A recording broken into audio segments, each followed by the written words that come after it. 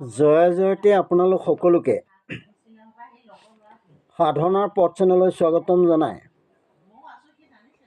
আজিৰ ভিডিঅ' মাজলৈ আগবাঢ়িছোঁ। আজিৰ বিষয়ভাগ হ'ল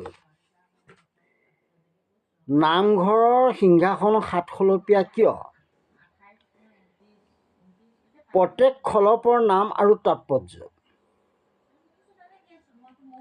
সপ্ত বৈকুণ্ঠৰ আৰ্হিত নিমিত্ত মূল সিংহাসন সাতখলপীয়া।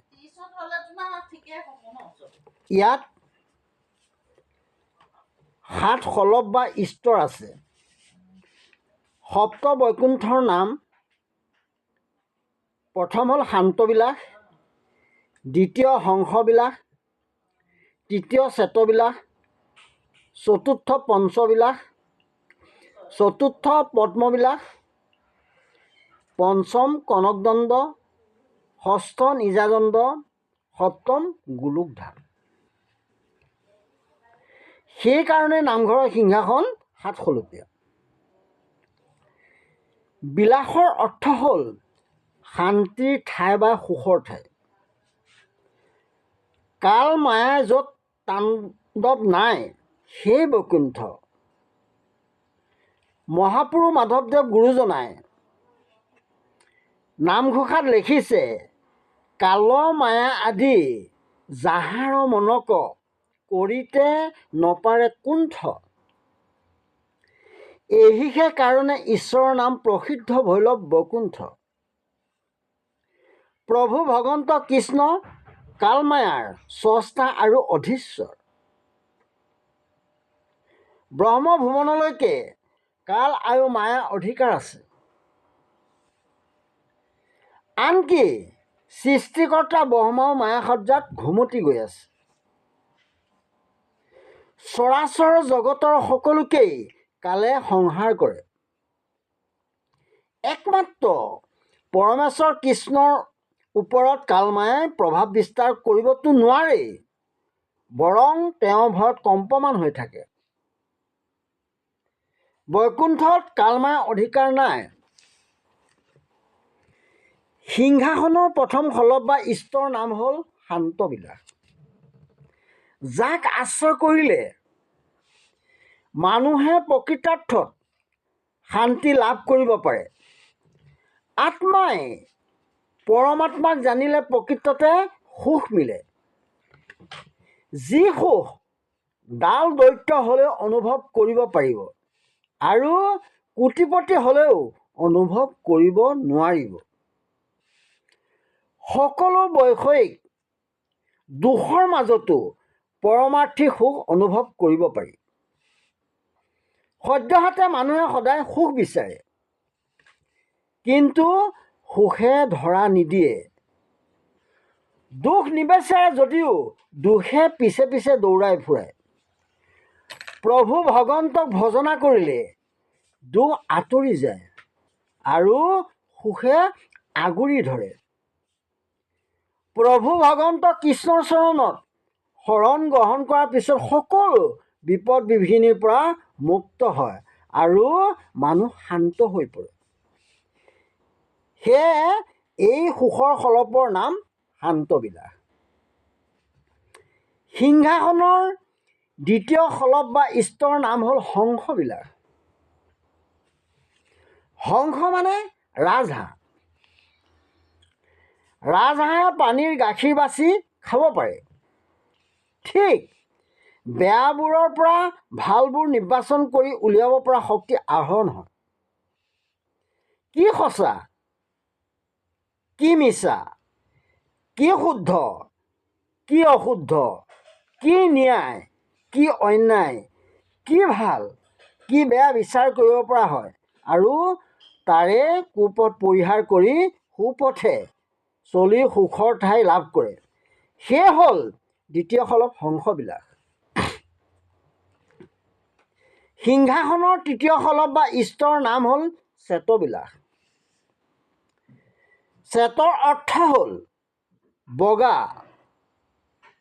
বগা হৈছে সত্যৰ প্ৰতীক। চাৰিওদিশে সত্য দেখিব, শুদ্ধ দেখিব, সবতে ঈশ্বৰৰ অস্তিত্ব অনুভৱ কৰিব আৰু নিজে শুদ্ধ হোৱাৰ বাবে আন সকলোকে শুদ্ধ কৰিব। আচলতে আমি নিজে শুদ্ধ হ'ব পৰা নাই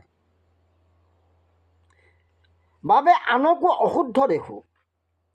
নিজৰ ভাৱনা যদি শুদ্ধ হয় তেতিয়া সকলোকে শুদ্ধ দেখা যায়। আনহাতে যদি নিজৰ ভাৱনা অশুদ্ধ হয় তেতিয়া সকলোকে অশুদ্ধ দেখা যায়। সাধাৰণতে আমি প্ৰায়বিলাক নিজকে শুদ্ধ বুলি ভাবোঁ আৰু আনবোৰক অশুদ্ধ দেখোঁ। সৎ ভাৱনা সৎ চিন্তা সেয়ে হ'ল তৃতীয় খলব চেতবিলাস। সিংহাসনৰ চতুৰ্থ খলব বা ঈশ্বৰৰ নাম হ'ল পদ্মবিলাস। পদ্ম মানে পদুম। পদুমৰ এটা বিশেষ গুণ হৈছে এই যে ই পানীৰ মাজত বোকাৰ মাজত থাকিলেও ই নিৰ্লিপ্ত হৈ থাকে। ঠিক সেইদৰে সংসাৰৰ মাজত থাকিলেও সংসাৰৰ জ্বালা যন্ত্ৰণাই চুব নোৱাৰে যিটো বিকাৰ শূন্য অৱস্থা, ভক্তিৰ বৰেলে এই অৱস্থা প্ৰাপ্ত হ'লে পালেও সুখ, নেপালেও সুখ, খালেও সুখ, নেখালেও সুখ, কেৱল সুখেই সুখ। কোনো সমস্যাই তেওঁক জুৰুলা কৰিব নোৱাৰে। ভগৱন্তৰ ভাৱনাতে তেওঁ বিভোৰ হৈ থাকে। সেয়ে হ'ল চতুৰ্থ খলব পদ্মবিলাস। সিংহাসনৰ পঞ্চম খলব বা ঈশ্বৰৰ নাম হ'ল কনকদণ্ড। কনকৰ অৰ্থ হ'ল সোণ আৰু দণ্ডৰ অৰ্থ হ'ল মাৰি বা লাঠি। লাঠিৰ নিজা অস্তিত্ব নাই। কোনোবাই বগৰালে ই বাগৰে। আমি শৰণ লওঁতে দণ্ডবত দিব লাগে। দণ্ড মানে লাঠি, বত মানে নিচিনা। আকৌ কৈছোঁ, দণ্ড মানে লাঠি, বত মানে নিচিনা। আমি লাঠিৰ নিচিনা হৈ পৰি যাব লাগে। গুৰু আসনৰ সন্মুখত নাম অঞ্জলীয়া গুৰুৱে দণ্ডবত দি শৰণ মন্ত্ৰ দিয়ে। দণ্ডবত আৰু শৰণ জীৱনত এবাৰহে হয়। শৰণ অনুশীলনৰ সাধনা যিমানে গভীৰ হ'ব সিমানে সাধনা মধুৰ হ'ব। সাধনাৰ বলত ই কনকদণ্ড বা সোণৰ লাঠি বা মূল্যৱান লাঠিলৈ ৰূপান্তৰিত হয়। এই পঞ্চম খলব কনকদণ্ড। সিংহাসনৰ ষষ্ঠ খলব বা ঈশ্বৰ হ'ল নিজাদণ্ড। পৰমাত্মা ই নিজাদণ্ড হৈ পৰে, অৰ্থাৎ পৰমাত্মাই নিজৰ কৰি ল'ব পৰা হয়। আত্মা আৰু পৰমাত্মাৰ অভিন্নতা আহি পৰে।